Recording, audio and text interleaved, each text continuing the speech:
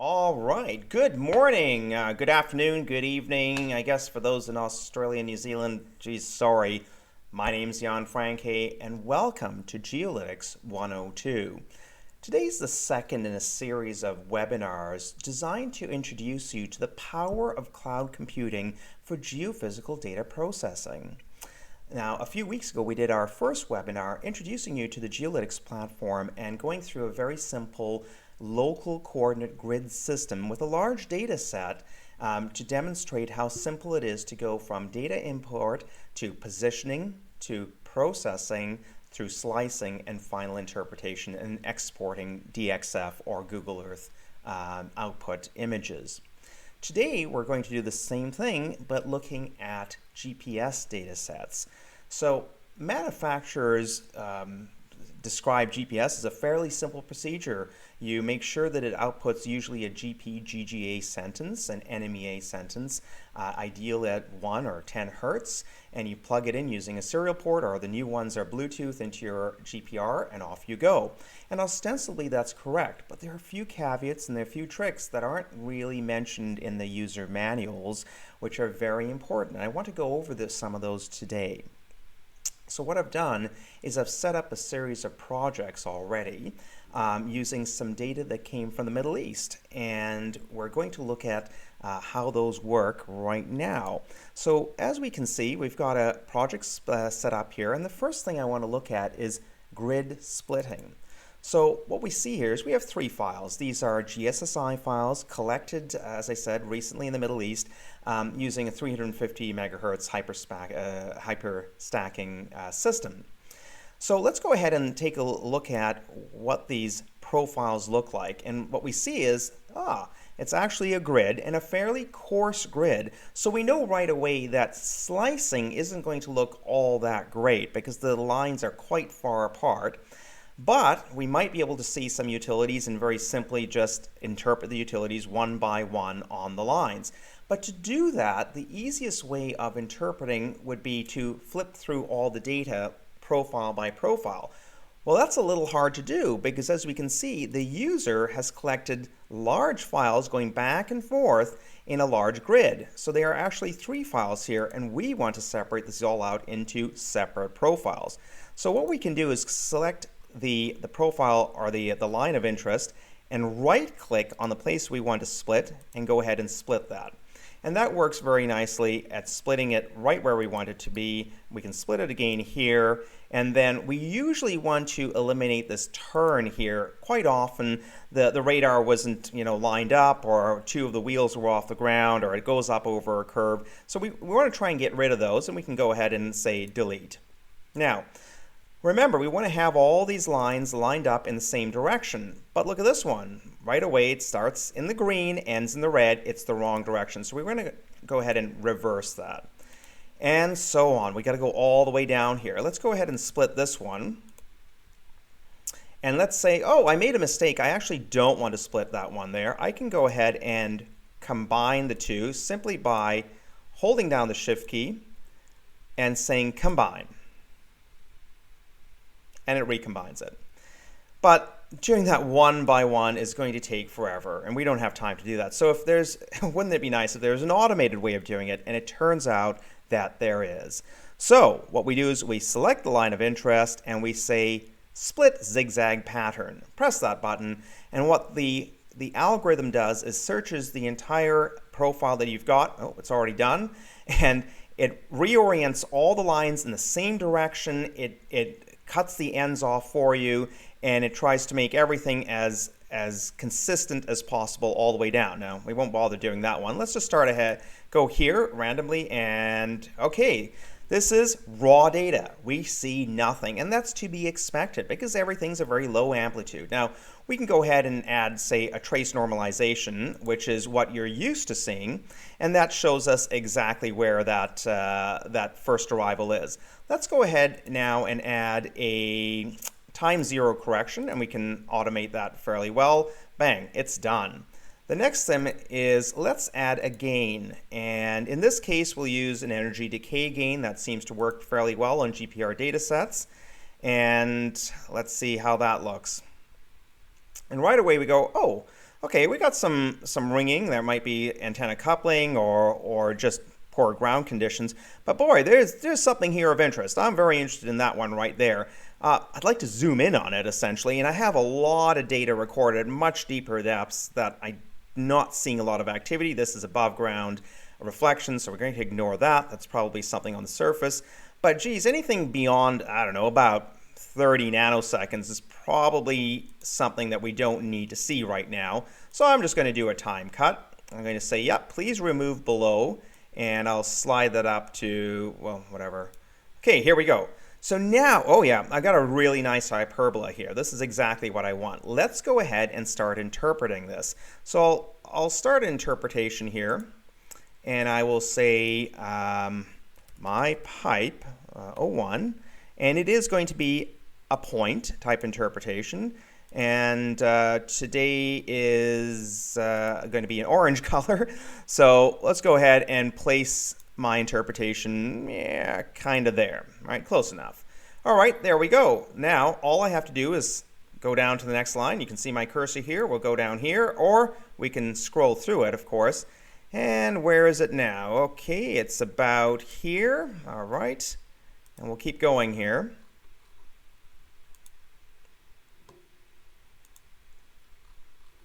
I'm not being very careful, but you get the idea here.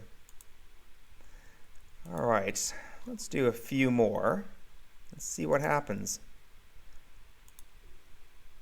Kind of lose it there, don't we?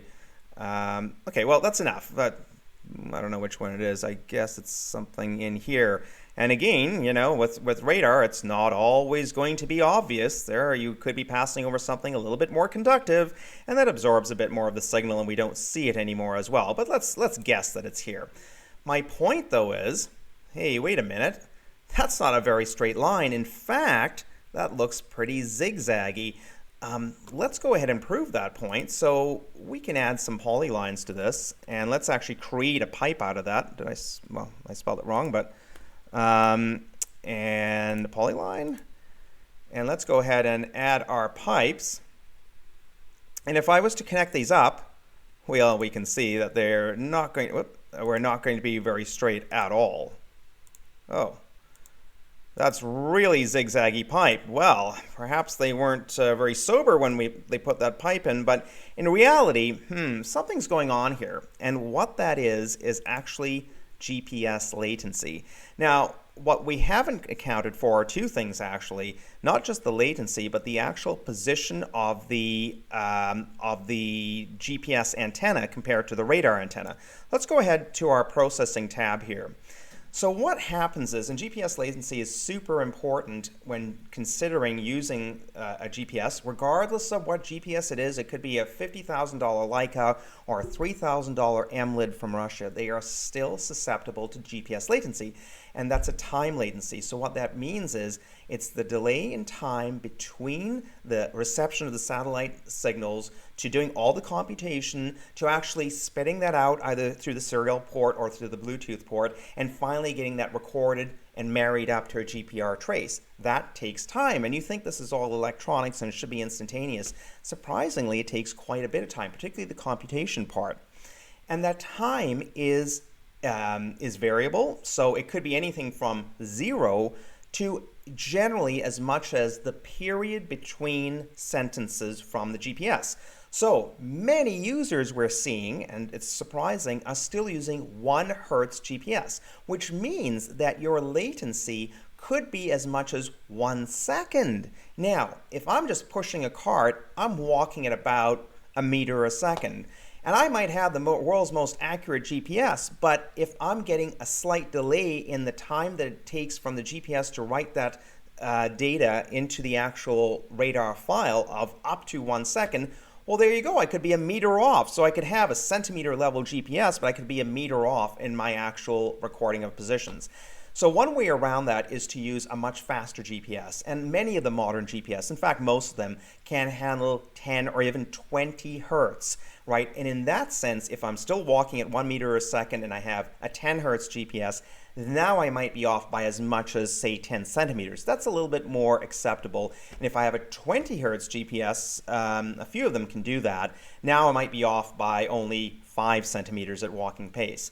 That's walking. Imagine if I was doing a driving survey and I'm clipping along at 60 kilometers an hour and my GPS could be half a second off.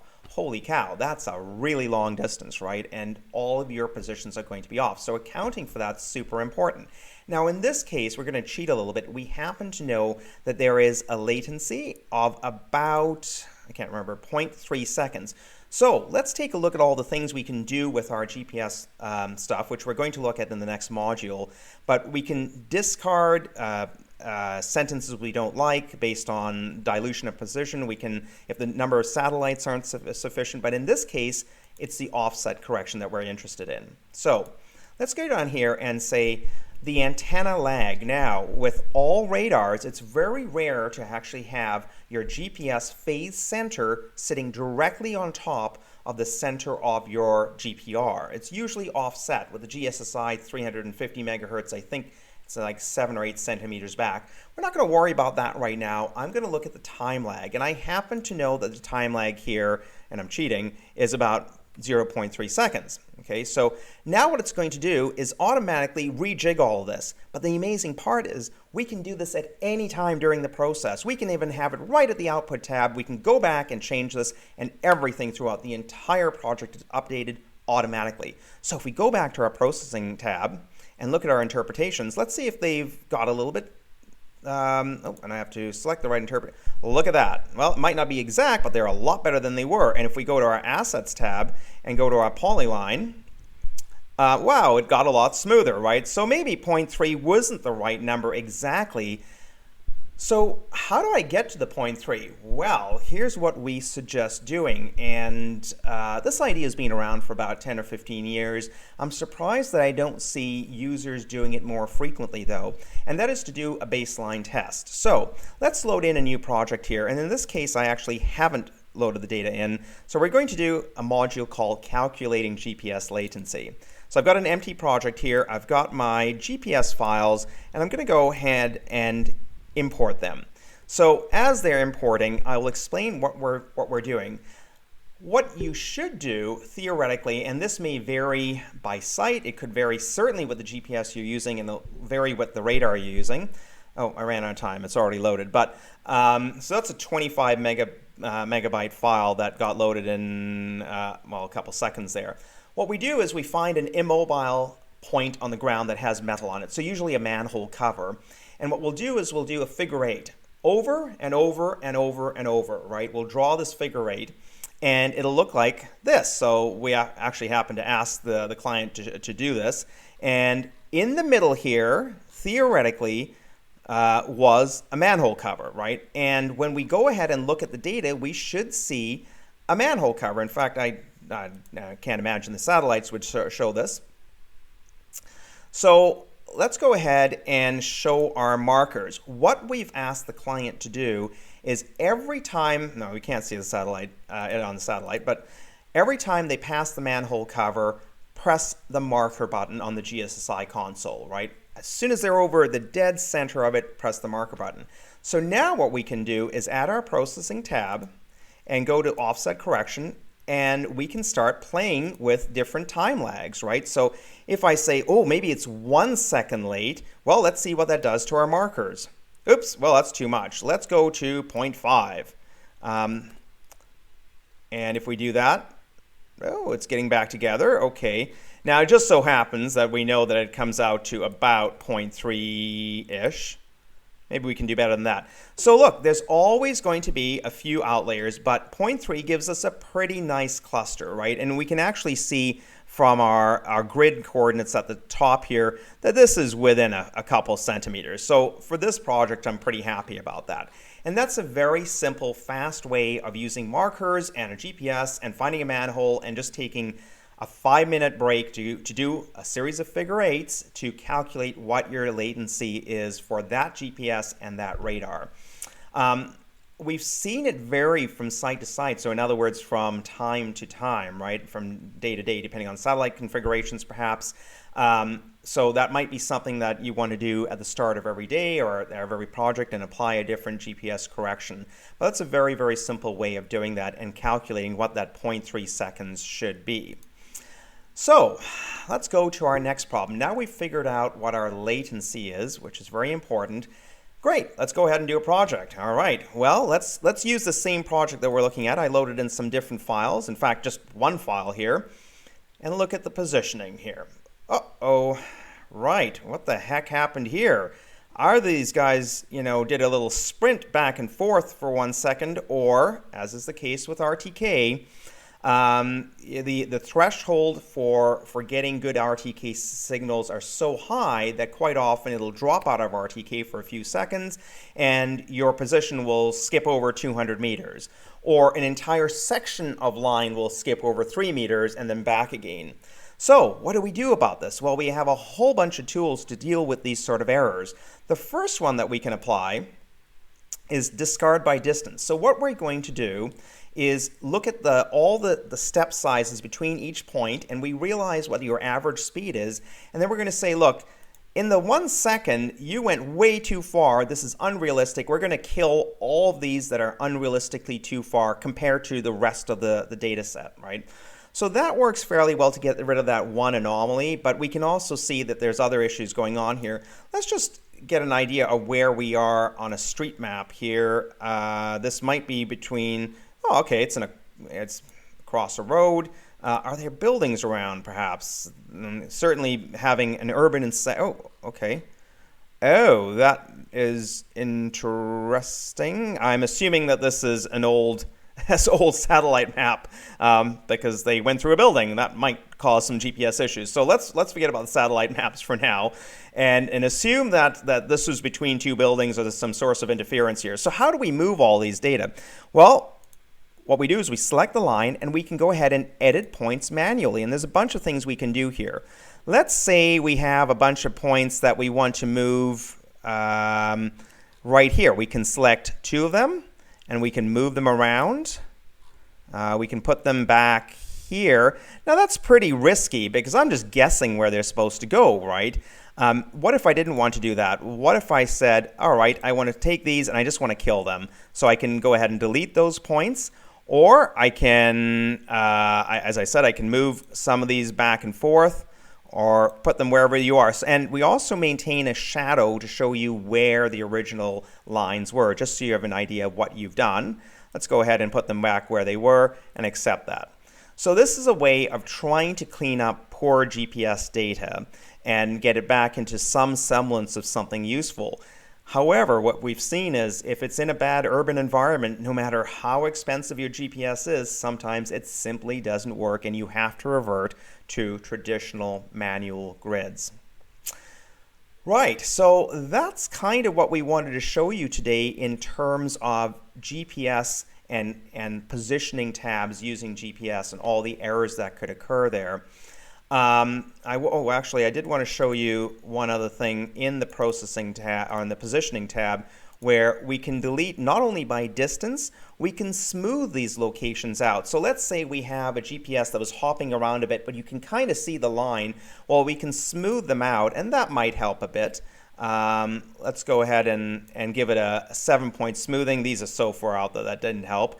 Let's say we want to filter by GPS parameters. So the horizontal dilution of precision is an indication of the accuracy as calculated by the GPS.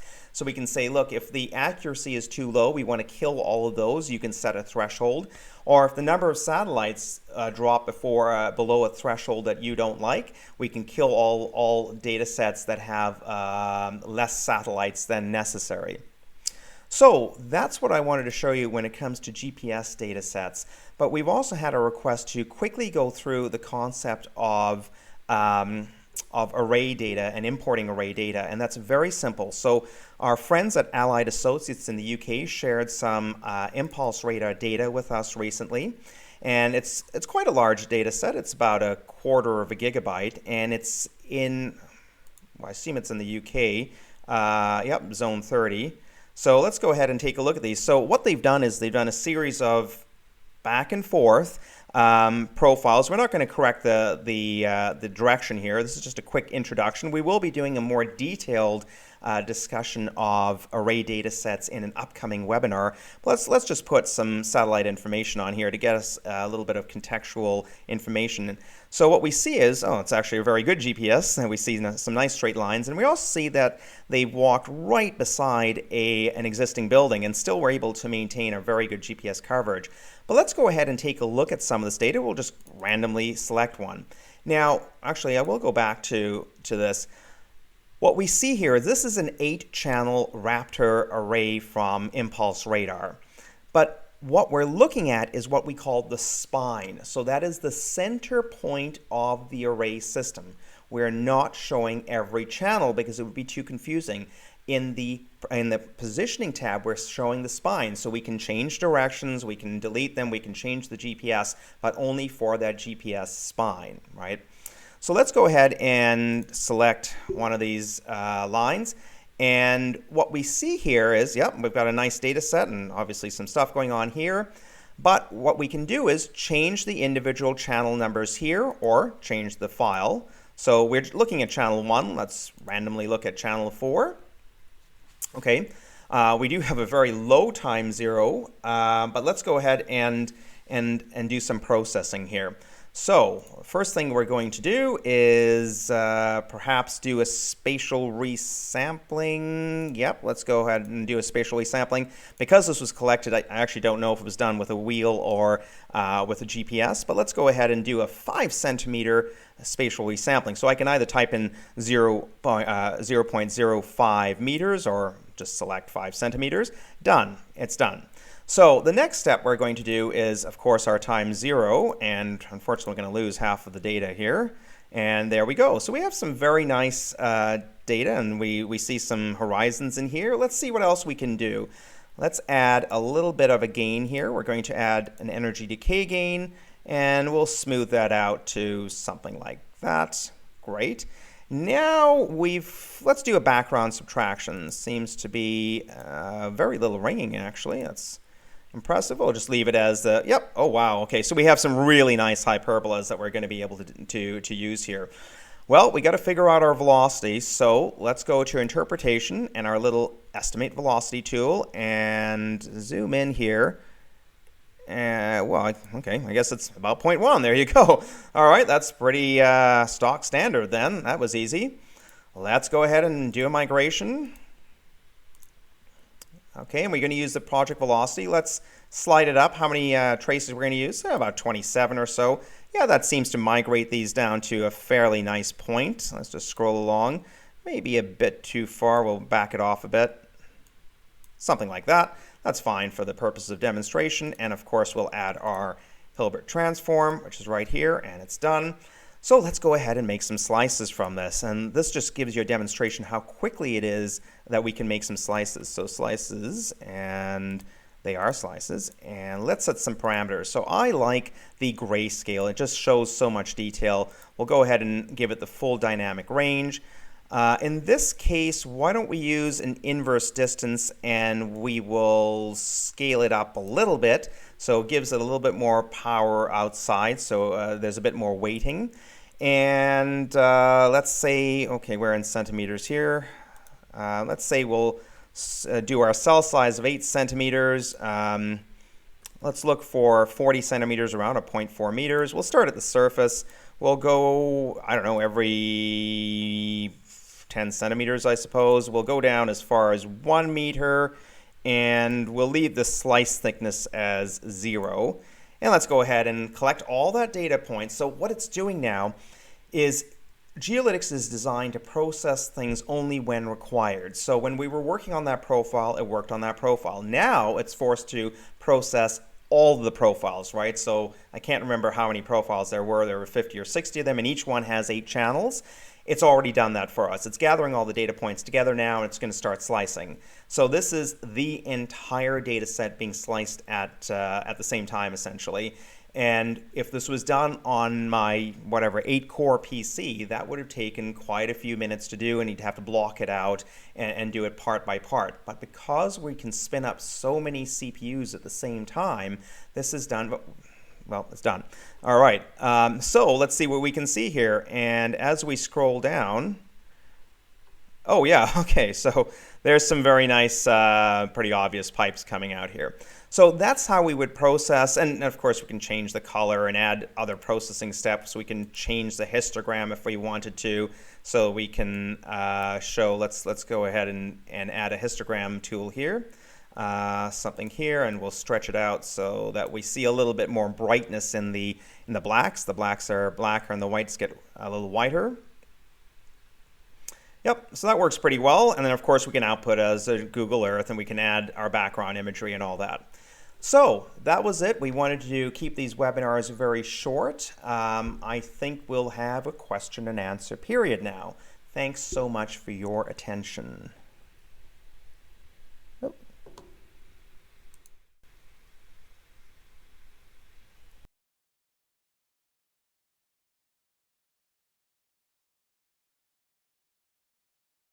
Five. Right. Well, I guess we are answering some questions now. We've got 2 questions so far. One from John Rovers from Belgium. It's a very Belgian name, John. What's the basis for relocating? I assume that question came in when we were looking at the relocation of the GPS points. So the reason for that would be to manually edit and bring back a GPS location where you see very clearly that there's a line and the RTK's dropped out. You can bring it back and try and do it manually. The risk, though, is of course that you're kind of making data up, right? That's your accuracy is as good as your eye can do it. So generally, we don't recommend it unless it's an obvious place that it goes in. So if there's a constant speed of the radar and you're walking at a constant speed or driving and it's very clear where this block of points would fit back in, that's fine. You can move them, and sometimes that happens. It loses one satellite and everything shifts over 5 meters. You can move that block back. Generally, though, what we tend to do is just delete those points and reinterpolate through it. So one has to be a little careful about deleting too many points, or at least relocating them. And then let's see here, Adam from the UK, you're a GPR. Hi. Can it filter by fixed type or remove all non-RTK? Currently it cannot, but that is obviously in the NMEA sentence. It's the second last parameter. I think number 4 is the code for RTK. So we can build that in very quickly. That's a really good idea, and I think we should implement that. So we'll try and get that done for you in the next couple days.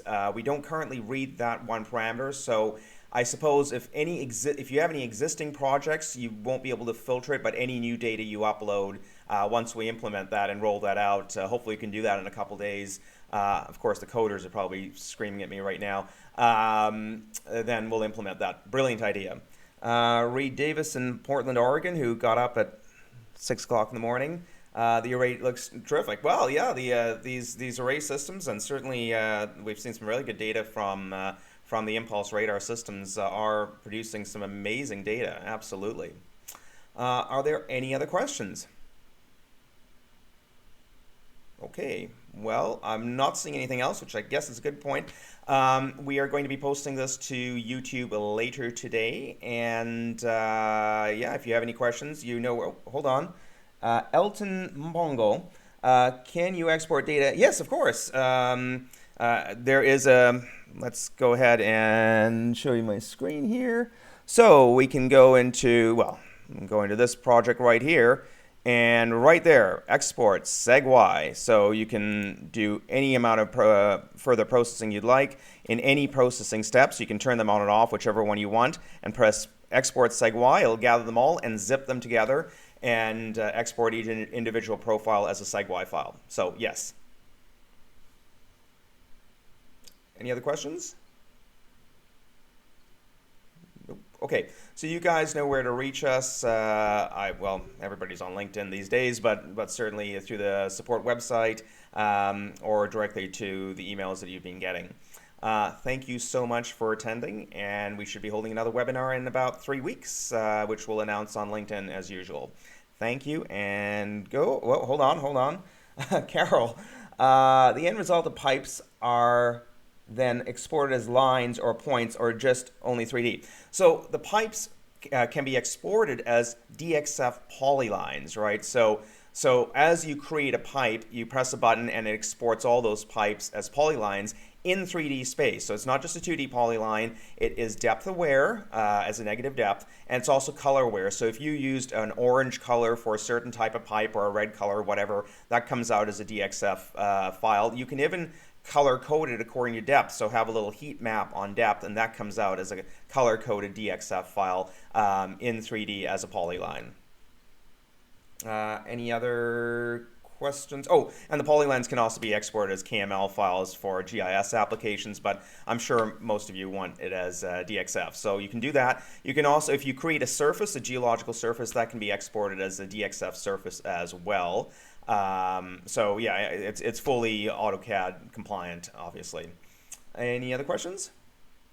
Right. Okay. Well, I think we'll call it there then. If there are, I guess the live chat will keep going for a few minutes, but I will sign off then. Thank you very much for attending.